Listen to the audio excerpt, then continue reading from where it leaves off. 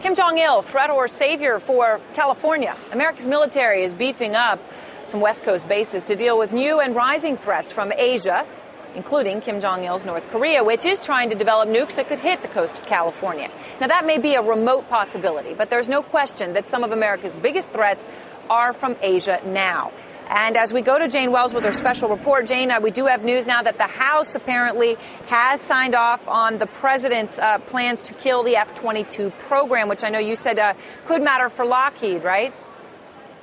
Yeah, that is not good for Lockheed, and the Air Force won't be on hand. That means that there will only be 187 of those jets available, which the Secretary of Defense has said is plenty, and the president has agreed with him. There are those who debate that, but again, at least the House at this point is going along with cutting that program. But, you know, while they're cutting, they're spending elsewhere. Recession, what recession? I mean, this is an area hard hit by the housing collapse, and yet contractors have more work than they can handle right now if they know how to work with the military. Listen to this. The Navy is spending nearly $3 billion on dozens of building projects here in San Diego County, including the $125 million being spent building new barracks for enlisted personnel at Camp Pendleton, where the base currently has a reported 10,000 construction workers. The biggest project is a new hospital on the base, which is being funded with the help from federal stimulus money.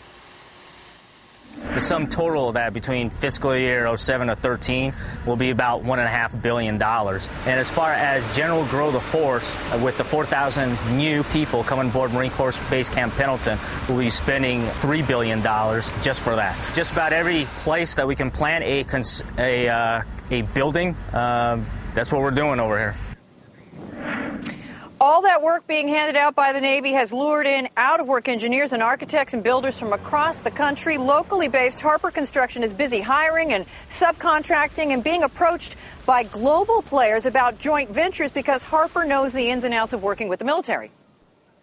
You know, I've got guys in Florida and South Carolina I've interviewed, and Washington and Oklahoma and Maine, and they're willing to just be hired for anything. They're telling me to name the price. These are presidents, executives of companies. These guys have run work themselves and owned companies for 15, 20 years, and they're saying they'll do anything at any price that I want to pay them.